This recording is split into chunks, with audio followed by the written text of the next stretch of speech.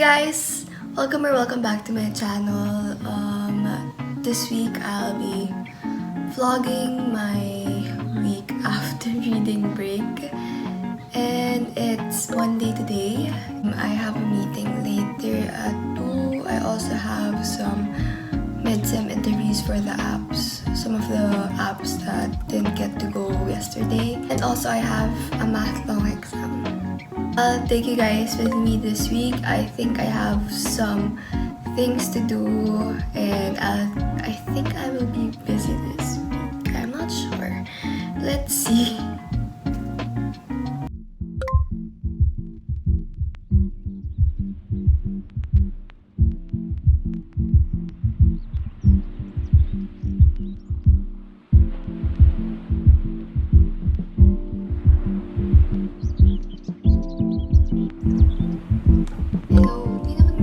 It's okay.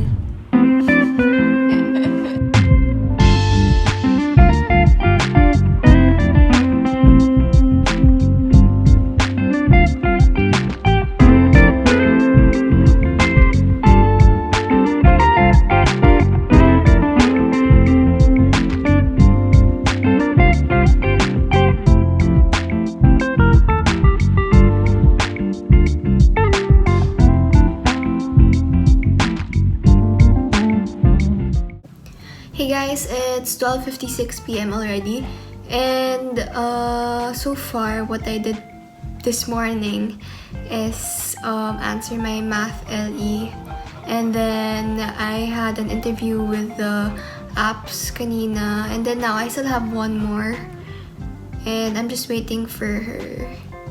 And currently, di pa rin ako tapos sa math. Like, I think that's the only agenda I have to do for today because I don't wanna do my ARC 21 plate. I'm just gonna do it tomorrow because I wanna concentrate on it na lang para hindi rin ako distracted dun sa math LE ko. So, I'll update you guys later.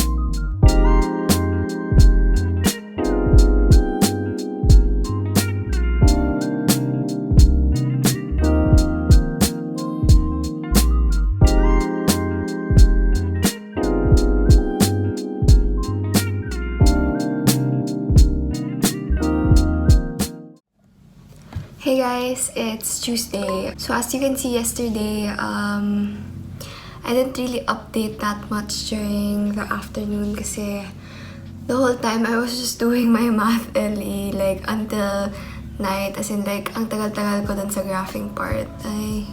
But at least it's done na, and today I'm just going to do my design plate. Group plate naman to and it's due tomorrow, so it's gonna be easy lang naman. And I just have to print the one I did digitally, tapos iti-trace ko na lang cause tracing is life. Update, so I've been doing the lot of our site, tapos ito yung lot kasi namin, and then tinrace ko lang.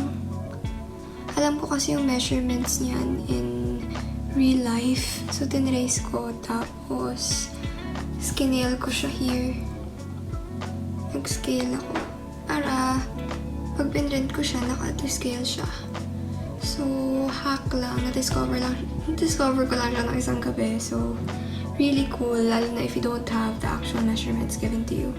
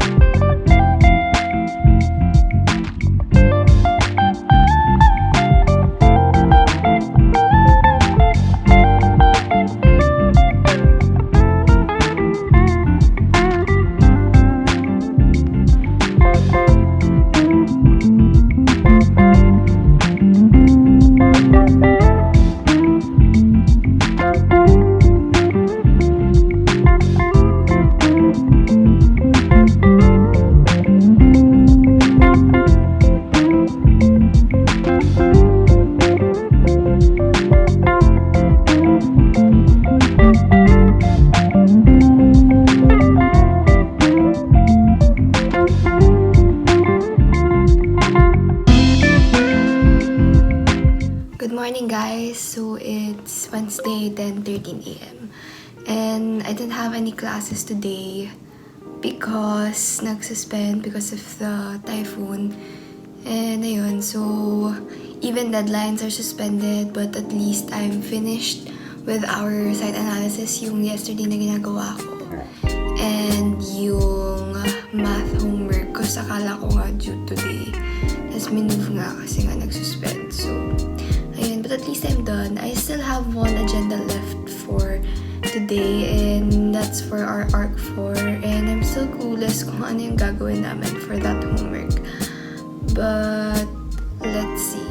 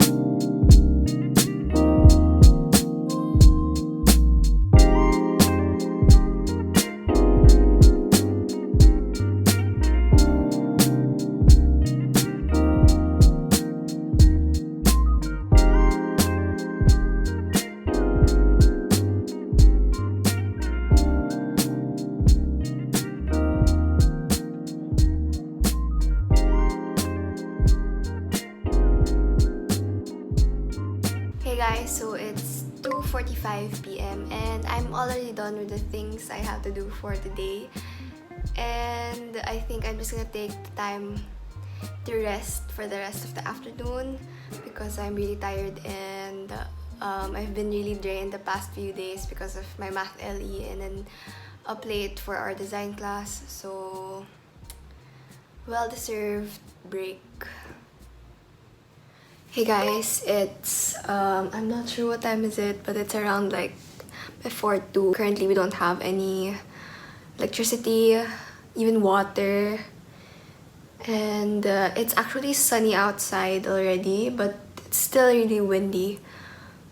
But it was really scary last night. Water went inside in our house, and it was because of our windows. It was leaking with water, and it flooded inside, but it was easy to manage naman. I didn't get any sleep last night because it was so noisy. I even tried to put on headphones and listen to a sleeping podcast, and it didn't work. I don't think we're gonna have any electricity soon.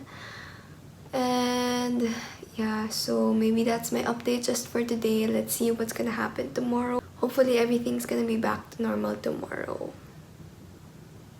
Hey guys, it's Friday. This is the area where it flooded inside our house because of the windows. I'll show you guys. The water went inside through the windows. It's not sealed properly. I think that's why it's the problem. And it also happened above those windows up there as well. So it flooded up there and it flooded here too. So we had to remove all the pillows here. So we transferred it there first. And we let this dry because it's a little bit cold pa rin. But, that's it naman.